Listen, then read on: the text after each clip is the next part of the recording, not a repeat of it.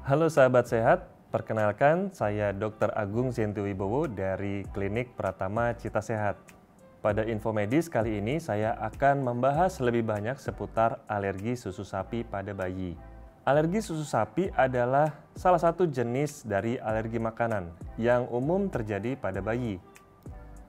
Kejadiannya sekitar 2-8% pada bayi di bawah usia 1 tahun.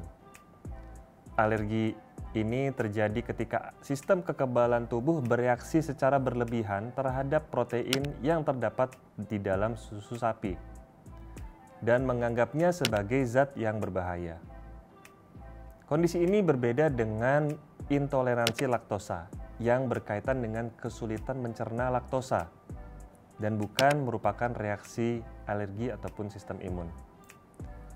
Bagaimana cara kita membedakan antara alergi susu sapi dan intoleransi laktosa pada bayi? Penting sekali kita mengetahui penyebab dari alergi susu sapi. Pada alergi susu sapi, ini adalah reaksi sistem kekebalan tubuh terhadap protein di dalam susu sapi, seperti beta-laktoglobulin.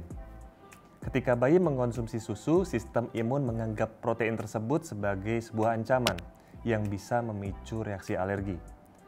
Sementara pada intoleransi laktosa, ini terjadi akibat ketidakmampuan sistem pencernaan untuk mencerna laktosa, yaitu gula alami yang terdapat di dalam susu. Hal ini disebabkan oleh kurangnya enzim laktase yang diperlukan untuk memecah laktosa menjadi glukosa dan galaktosa. Kemudian, kita perlu mengetahui gejalanya.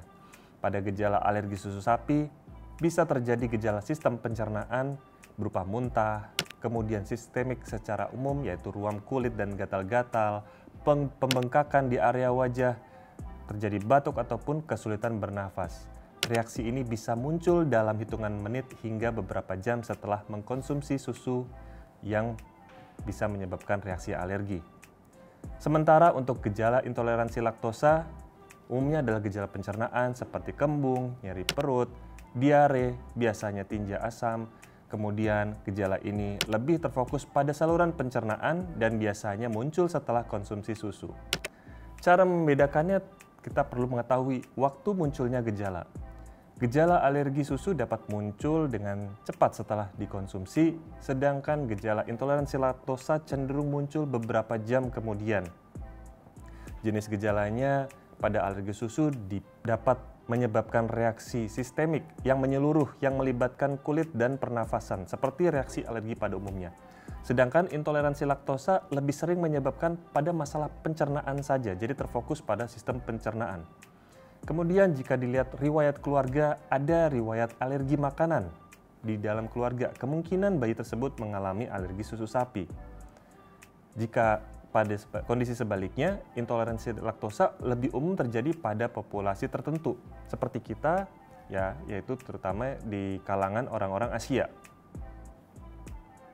Gejala alergi susu sapi ini bisa bervariasi dan muncul dalam waktu yang berbeda setelah konsumsi dari susu. Beberapa tanda umum yang perlu diperhatikan, gejala ini bisa muncul pada gangguan sistem pencernaan. Seperti tadi saya sampaikan, muncul gejala muntah, diare, termasuk juga bisa diare berdarah, kram pada perut dan perut kembung. Kemudian reaksi pada kulit berupa ruam kemerahan, gatal-gatal, eksim, urtikaria. Kemudian gejala pernafasan seperti batuk, mengik, hidung meler, dan juga kesulitan bernafas. Gejala lainnya bisa berupa pembengkakan di area wajah seperti bibir dan kelopak mata, serta kondisi bayi menjadi rewel ataupun sering menangis. Kondisi reaksi alergi ini bisa terjadi segera setelah konsumsi susu atau beberapa jam setelahnya. Pada kasus yang jarang terjadi, reaksi bisa lebih serius dan menyebabkan reaksi anafilaktik. Anafilaksis ini berkaitan dengan reaksi alergi yang berlebihan, yang membutuhkan perhatian medis dengan segera. Pada alergi susu sapi, peran faktor genetik ini paling penting untuk menentukan kondisi reaksi dan risiko alergi susu sapi. Jika ada salah satu keluarga atau orang tua yang memiliki riwayat alergi makanan, maka bayi bisa memiliki kemungkinan lebih tinggi untuk mengalami kondisi alergi susu sapi.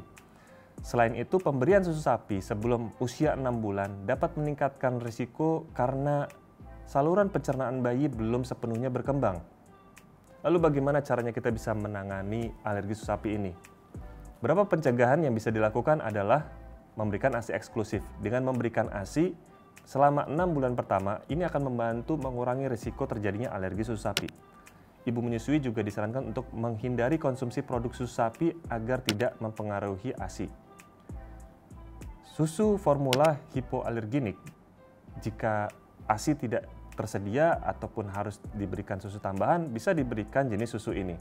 Pilihan formula hipoalergenik ataupun berbasis kedelai yang aman untuk bayi yang mengalami kondisi alergi susu sapi bisa dikonsultasikan dengan dokter terlebih dahulu.